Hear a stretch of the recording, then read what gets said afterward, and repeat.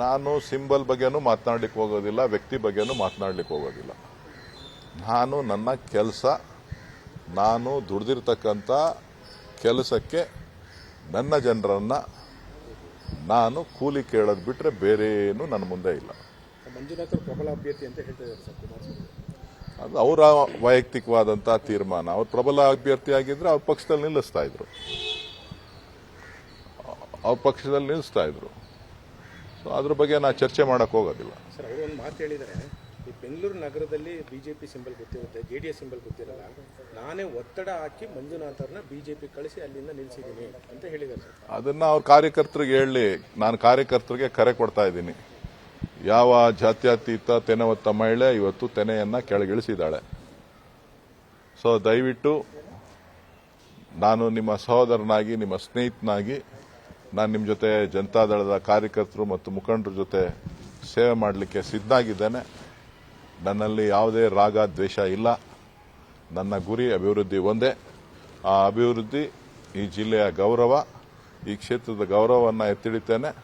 ತಾವು ನನ್ನ ಜೊತೆ ಕೈ ಜೋಡಿಸಿ ಈ ಜಿಲ್ಲೆಯನ್ನು ಅಭಿವೃದ್ಧಿ ಮಾಡಲಿಕ್ಕೆ, ಈ ಕ್ಷೇತ್ರವನ್ನು ಅಭಿವೃದ್ಧಿ ಮಾಡಲಿಕ್ಕೆ ತಾವು ನನಗೆ ಸಹಕಾರ ಕೊಡಬೇಕು.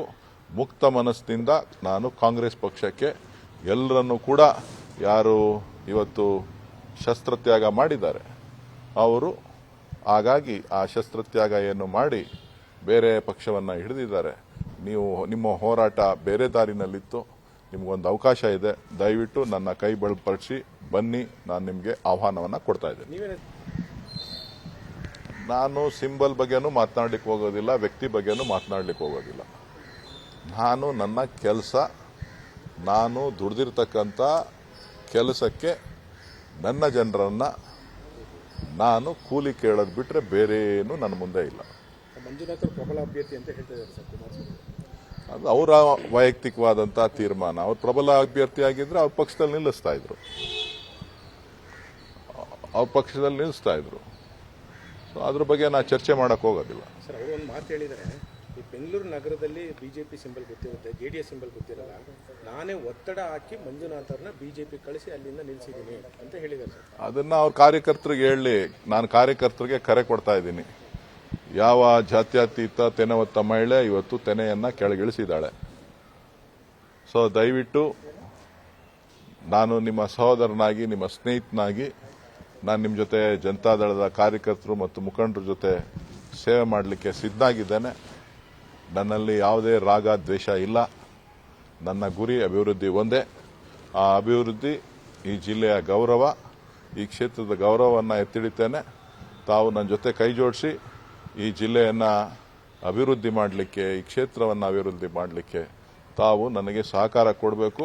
ಮುಕ್ತ ಮನಸ್ಸಿನಿಂದ ನಾನು ಕಾಂಗ್ರೆಸ್ ಪಕ್ಷಕ್ಕೆ ಎಲ್ಲರನ್ನೂ ಕೂಡ, ಯಾರು ಇವತ್ತು ಶಸ್ತ್ರತ್ಯಾಗ ಮಾಡಿದ್ದಾರೆ ಅವರು ಹಾಗಾಗಿ ಆ ಶಸ್ತ್ರತ್ಯಾಗ ಏನು ಮಾಡಿ ಬೇರೆ ಪಕ್ಷವನ್ನು ಹಿಡಿದಿದ್ದಾರೆ, ನೀವು ನಿಮ್ಮ ಹೋರಾಟ ಬೇರೆ ದಾರಿನಲ್ಲಿತ್ತು, ನಿಮಗೊಂದು ಅವಕಾಶ ಇದೆ, ದಯವಿಟ್ಟು ನನ್ನ ಕೈ ಬಲಪಡಿಸಿ ಬನ್ನಿ, ನಾನು ನಿಮಗೆ ಆಹ್ವಾನವನ್ನು ಕೊಡ್ತಾ ಇದ್ದೇನೆ. ಅನುಕ್ಷಣದ ಸುದ್ದಿಗಳಿಗಾಗಿ ವಿಸ್ತಾರ ನ್ಯೂಸ್ ಯೂಟ್ಯೂಬ್ ಚಾನೆಲ್ ಸಬ್ಸ್ಕ್ರೈಬ್ ಮಾಡಿ.